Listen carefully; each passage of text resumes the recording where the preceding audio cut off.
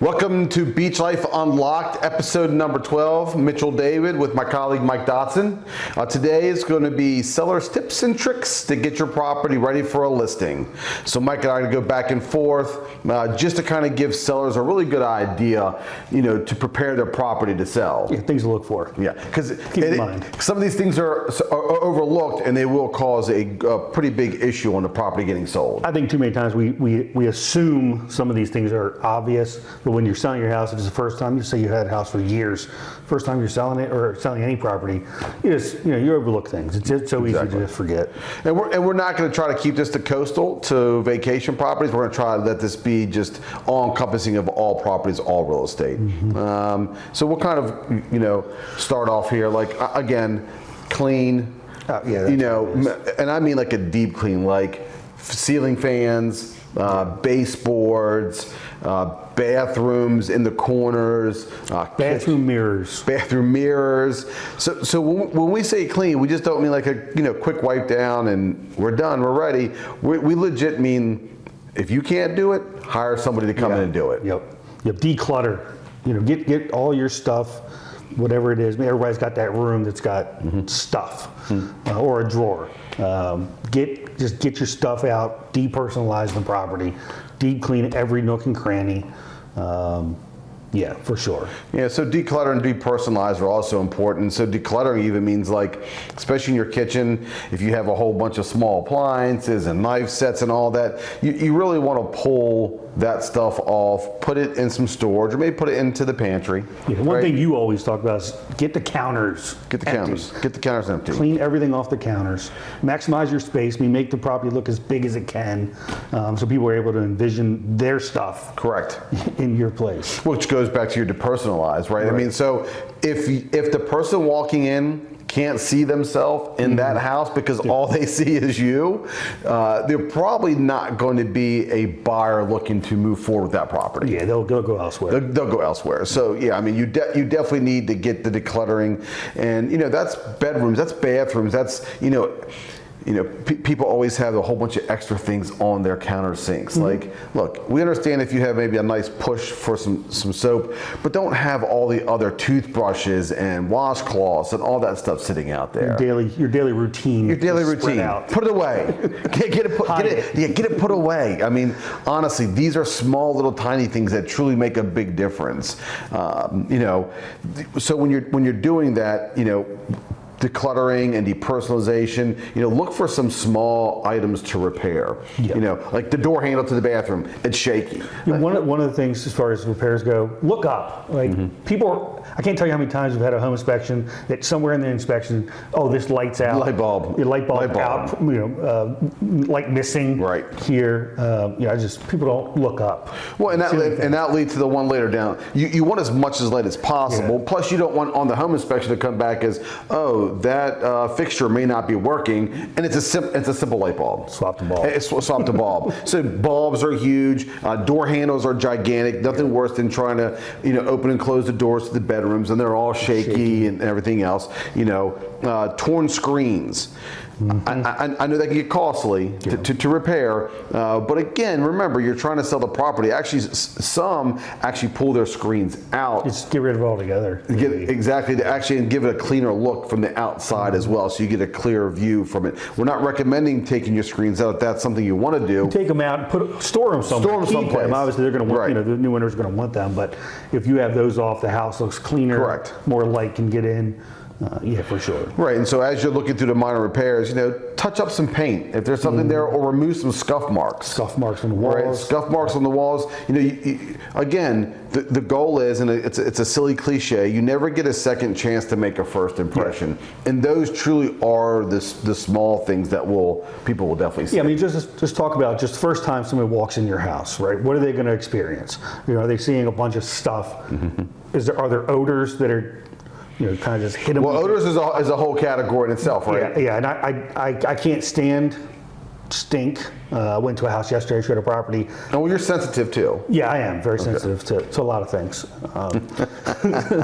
But I went to a house yesterday, showed it, and it smelled bad. I mean, literally smelled like probably a rotting corpse of something, an animal. You know what the funny thing is? multiple offers on the property. Really? Yeah, it just went live over the weekend. Multiple offers, best and final due last night at 5 o'clock. What was it? But did the price compensate for? Exactly. The price compensated for the condition and the smell of the property, right? So, it's important when you're listing your property. There's a lot of things they're involved. We're talking about right now just cleaning and cleanliness overall, but your pricing is also important. It is, but so the odor part too is this, and sometimes it's hard for an owner to smell that because they've lived in it. Right. So it's okay to have a third party, and if you're a realtor watching, it's okay to be honest with your potential seller that, hey, listen, we need to fix this, and if you don't want to take my word for it, let's bring a third party into the potential concern. Because nothing worse than walking in and getting smacked in the face with that, right? Automatically, I think it's a huge turn off. You don't want to go further into the house to see what it might have to offer. Correct, exactly. Yeah, so the next thing is this curb appeal. Small things, maybe power washing the house, making sure the grass is cut. Huge. I just showed a property in a beautiful neighborhood, and unfortunately the neighborhood, the HOA's in charge of the grass cutting, and it really did make the property look worse. And it's a gorgeous property, and it did kind of, So it hadn't been out? It hadn't been out yet. It had been raining, so I get it all. But when you pulled up to it, you had this tall grass, and weeds were hanging out, and everything else. Luckily for the house was super nice, but the yard just wasn't presentable at all. Yeah, we just had a storm roll through Maryland over the weekend, and one thing I noticed driving around, tree limbs in a lot of yards. Sure. Clean up your yards. I mean, if you're selling your house, you need to be the first one out there to clean up those tree limbs, any leaves that may have blown into your yard, debris from the neighbors, trash can falling over, whatever it might be. Correct. Get all that stuff cleaned up. Yeah. It is. It's like going into a restaurant and getting a bad appetizer. Then you're just going to assume the meal's whole bad. meal's gonna be exactly. So think of your property the same way. You want to from the start. You want to make sure the person their eye doesn't get drawn away from your actual house, your actual product, because once it does, sometimes it's hard to get them back. That's literally a first impression. Exactly, such a first impression.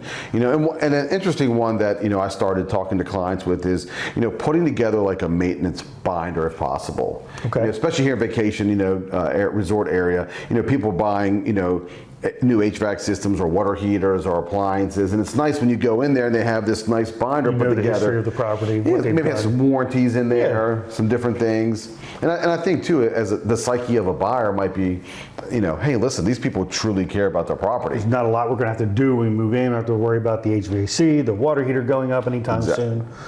Some peace of mind. Right, exactly, peace of mind, and it's nice, and it's all in a complete binder. So when they do need to kind of look for something, or during the home inspection, you're there. It's all right in front of you. Right. What do you think about this one? And I'm a big light person. Yeah. I can't stand big, bulky curtains.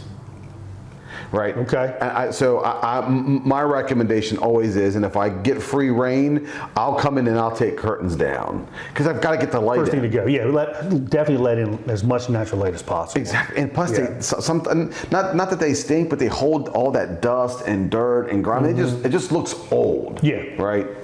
Yeah. Get light, flowy curtains. Well, I think that's the key. I think, and when we talked about the other portions of it, is light, like the screens, or the light bulbs, or the curtains. You want to draw as much light in as possible.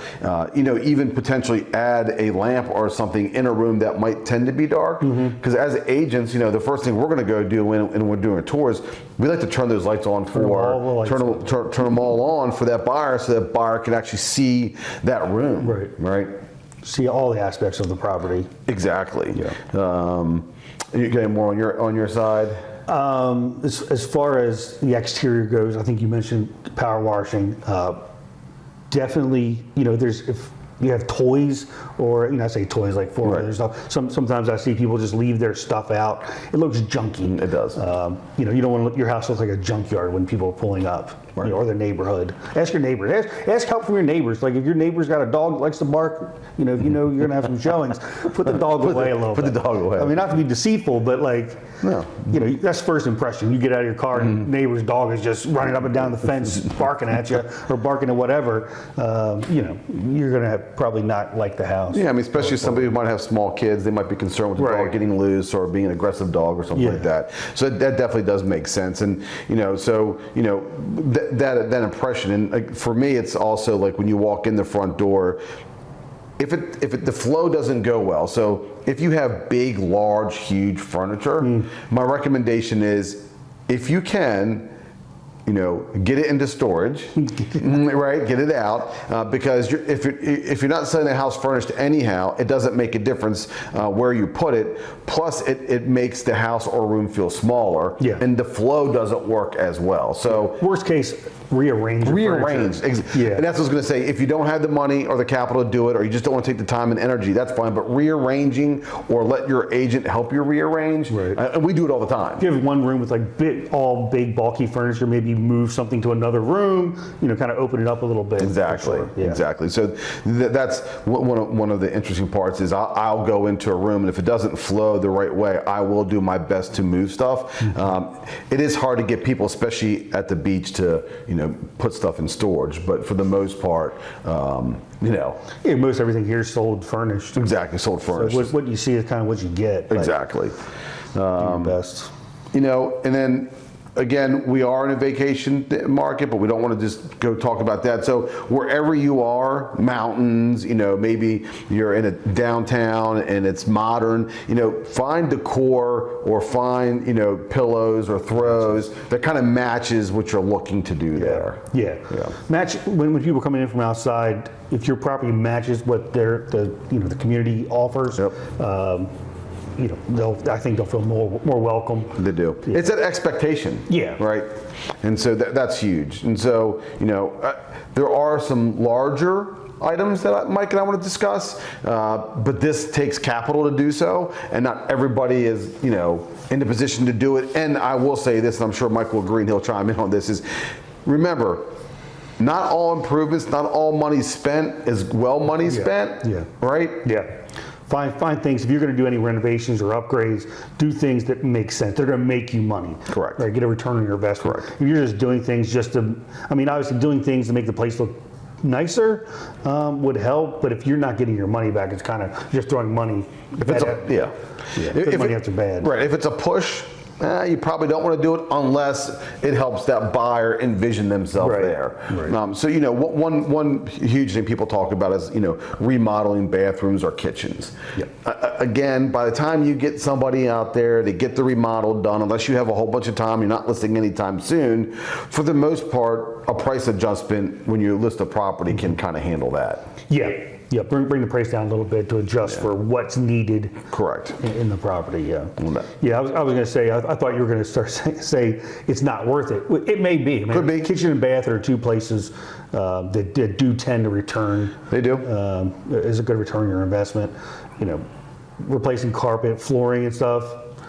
Maybe, you know, depends on if you're at the beach. Depends on the condition. Yeah, I mean, if you're at the beach and you just got some ratty carpet, it's probably gonna have to go. Right. Or you're just not gonna get people to come in to see your property because it just looks junky and old. I mean, and the one big item that I truly think is a good idea, if you have the capital to do it, is, you know, we talked about touching up and getting rid of scuff marks. Right. If you could do a repaint to neutral colors, you know, agreeable gray or whatever those colors are, you know, that to me is good money. That's spent well. People do appreciate that, to be able to come in, they can see themselves with colors especially. Yeah, for sure. Yep. And It's got to match. I mean, I think your walls also should match your decor. Agree. Don't, you know, if you have dark decor and light walls, that's probably not the best. I mean, I think you need to have some, you know, maybe some items that match the color on the walls. So, you know, around here, especially at the beach, you know, you want more blues. You know, we've got a lot of properties rental-wise that are just too dark, and the amount of rentals that we get in those places, you know, it matches. Right. So condition for we sure. see it every day. Yeah, and then the last one for me, you know, the large one is depending on where you are, again, in your budget and where you are and whatever market you are, and depending on the condition of your house and the furniture, you might want to consider staging, like a legit full out take stuff out, bring stuff in. It's not inexpensive. Virtual staging is definitely not. I'm not a fan of. Looks good online, but you want people to come see your property. They think they got ripped off because they see it online a certain way, and then they come to your property. They're all excited to see it, and they're like, "Oh, there's no fireplace here. Yeah. That beautiful wraparound leather sofa is not there." Yeah. So I'm definitely not a fan of the virtual staging. I am for, like when we did the Bethany Beach property, we had a stager come in and kind of redid all the decor in there, pillows, comforters, everything. And I think it did that property a huge service. I think it sold partially because of how it was staged. I agree. It flowed, and the other thing too, it was a beautiful home, beautiful location, but it was a bit dated, to be honest. Yeah. Right? And so that stager brought that back to life. So again, depending on where your budget is, Mike and I, for the most part, will help bring some plans and some pillows and some throws into it for the pictures and help that kind of stuff. But that's not a full stage, full staging. Right. Right? We're not, no tables, no chairs, stuff like that. Yeah. Yeah. So is there any other ones that you can think of? Just as far as a seller, be flexible, right? With showings, sometimes you might get a last minute showing. You got to be ready to get, if you have pets, get the pets out. Right. Be able to move quickly to accommodate. You never know when a showing may pop up. Most people work during the day, 9 to 5, so you're probably going to be outside of that window for the majority of your showings. Because that's when people are available, weekends.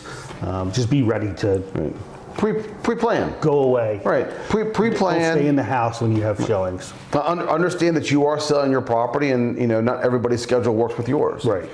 So I think that's huge. That's a good one, just in general, to think about, is making sure that when you're ready, make sure you have options for dogs or for kids or for whatever item that might be a problem for somebody to actually get into the property.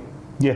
Yeah. Make it accessible. All right. So those were some quick seller, tricks, items to try to make sure the property is ready for your listing. Feel free at any point in time to give Mike or I a call about your specific property. We're always happy to talk. You can always email us, simply call us, or you can visit our website, BeachLifeOceanCity.com. Thank you very much.